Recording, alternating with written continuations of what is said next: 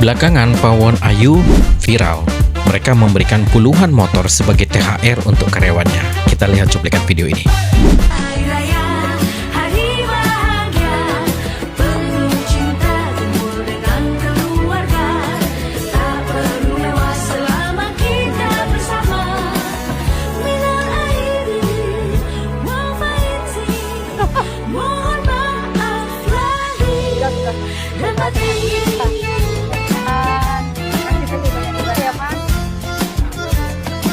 Mudah-mudahan berumah tangga. Langit sekarang.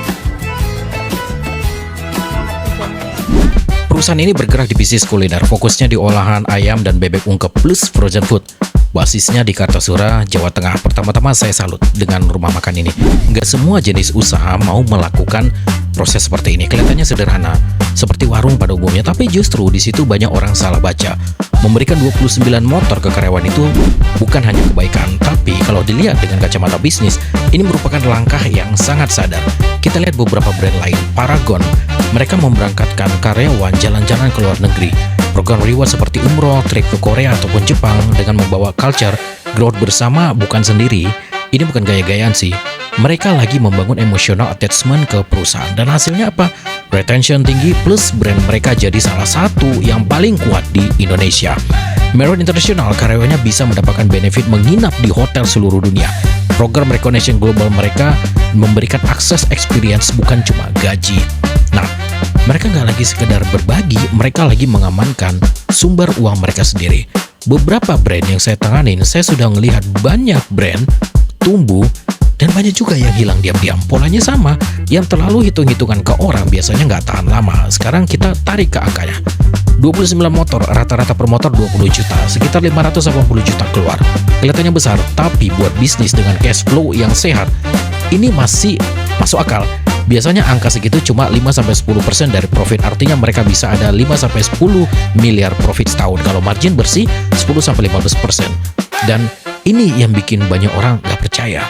Karena yang kelihatan itu cuma warungnya, padahal kemungkinan besar mereka nggak hidup dari warung. Mereka hidup dari sistem yang ada di belakangnya. Frozen food, distribusi, reseller, dan repeat order.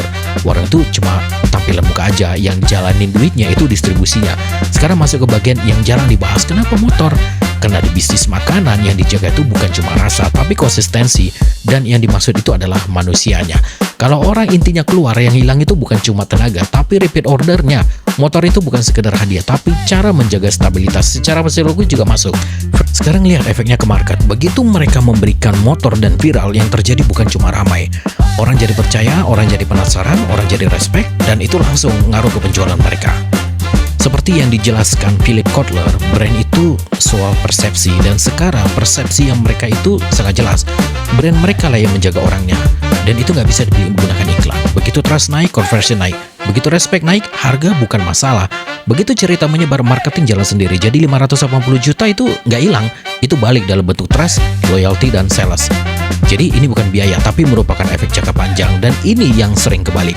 Kebanyakan bisnis bakar uang keluar, iklan, promo, diskon. Mereka justru ngerapiin ke dalamnya manusia dan sistem. Dan waktu mereka gerak sekali, pasar ikut bergerak.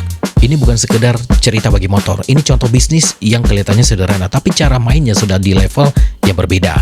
Kalau mau naik level, jangan cuma mikir jualan lebih banyak, tapi mulailah lihat siapa yang memegang roda bisnis kamu dan seberapa serius kamu menjaga mereka.